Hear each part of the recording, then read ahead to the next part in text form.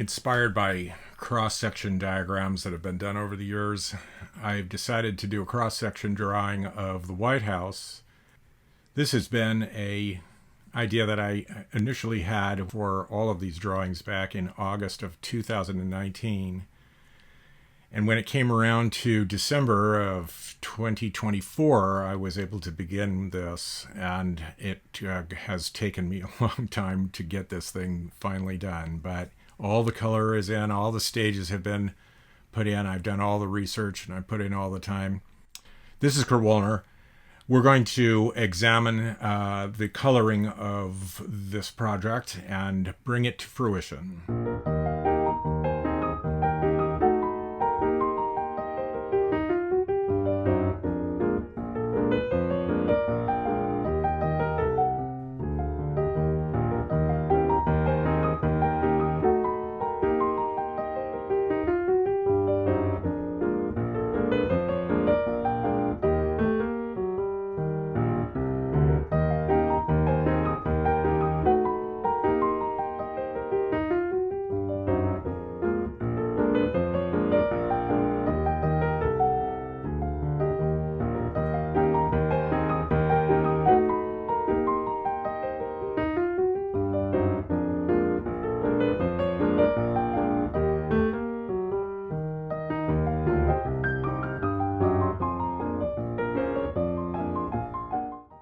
Since I've colored the ground floor center hall already in one of my previous drawings, I have the formulas to begin with that room.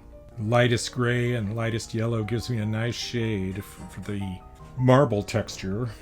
Brown for furniture is always a combination of colors. To color the carpets with no black lines, I flip the render paper over and ink the basic design in on the back. These can be very precise. This is practically the only time I ever use a ruler to draw lines. There were a couple of Western-style bronzes on the east side of the hall. Because they're on the tour, there's lots of photos for me to work from, so I can catch all of these elaborate shadows. Just to show you all of the steps that are involved in just one bay of this ground floor center hall, we're going to concentrate on this one. This door leads to the north hall. I don't have a photo of it, so I'm going to have to improvise. Once the light gray is in, I make some of the marble tiles darker, then I scribble in some light blue veining and some pink. Then I turn the piece sideways to effectively add in the reflections on the flooring. Now, you may not be able to see this, but I sure can. To warm up the marble, I draw light yellow vertical lines in. This turns the blue veins a bit greenish, and the pink turns a kind of sandy color. Not all the doors in the ground floor center hall get brass kick plates, but this one does. The most delicate coloring happens during the coloring of the two different kinds of hanging lamps from the vaulted ceiling. Marble busts of Washington and Franklin are atop these orange marble plinths. Shading these columns is just the beginning of trying to add relief to all of the other things that are casting shadows in this area. It's a good thing that I have done the kitchen before, because then I can just use the colors that I formulated for this drawing and just plop them into the new one. Good times.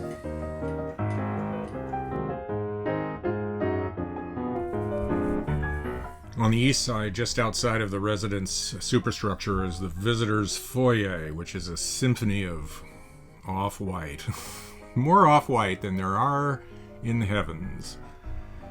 This is always an intriguing thing to do, to try and get the vibe of the room in just all of this gray.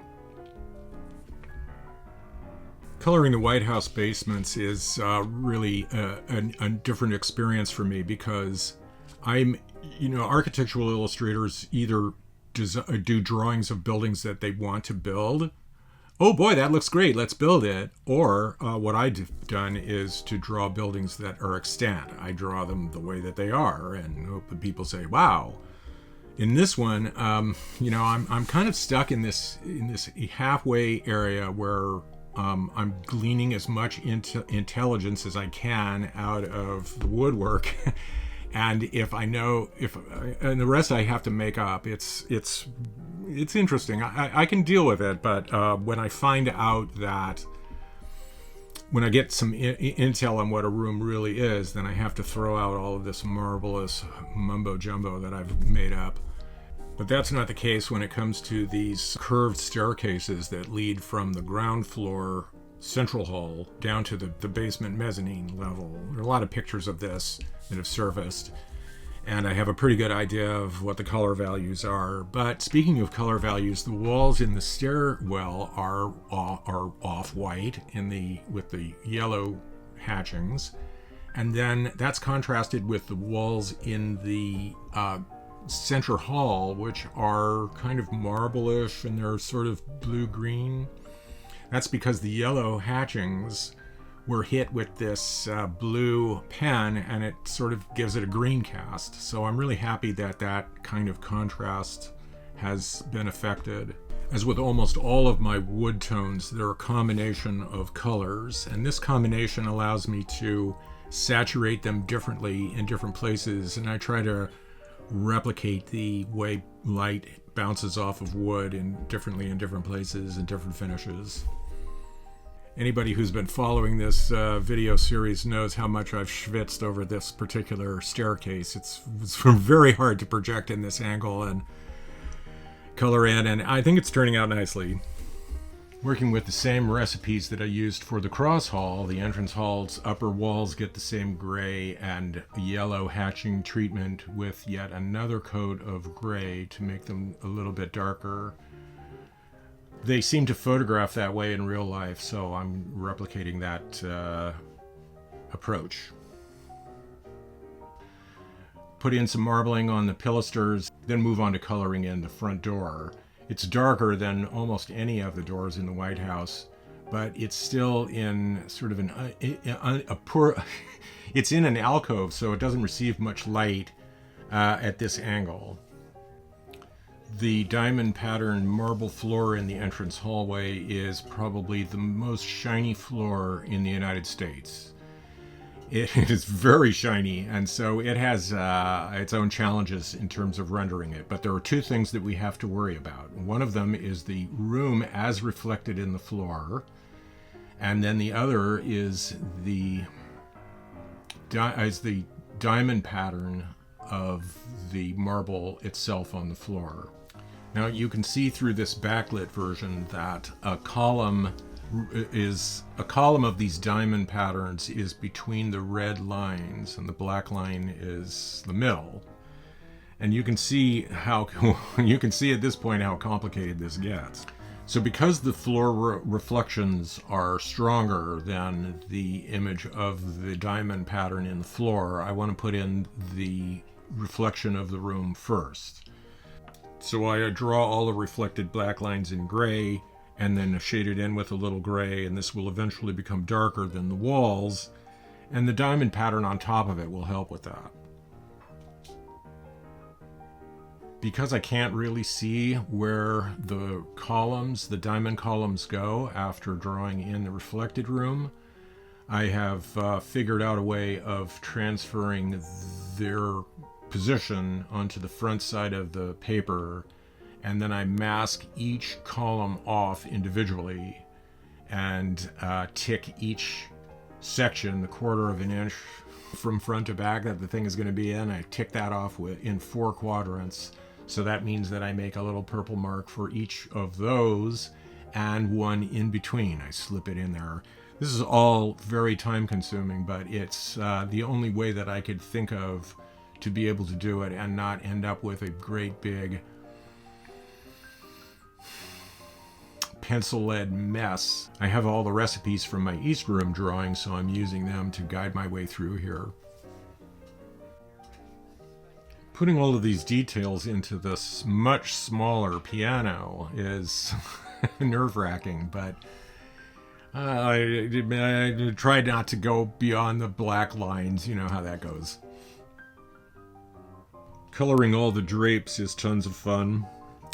They're so detailed and elaborate, and all I can do is just squish their essence into the space that I have allowed myself. Seems like all the rooms on the second and third floor are all painted white and kind of mysterious. So I'm going to present some of the highlights. The upper reaches of the elevator and stairs are guesses on my part based on my reading of the plans.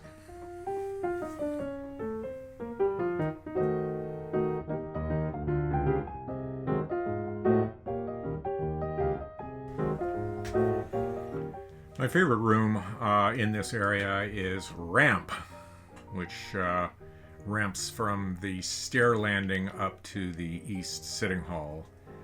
I enjoy working on this, all the gray shades and the plasterwork and the stair number 7. You can see in this time-lapse shot of my coloring in the third floor center hall north wall.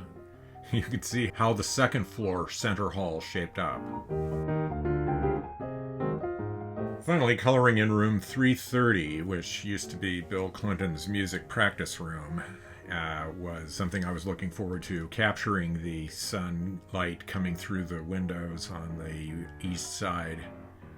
It's always fun to get things like this into the drawing.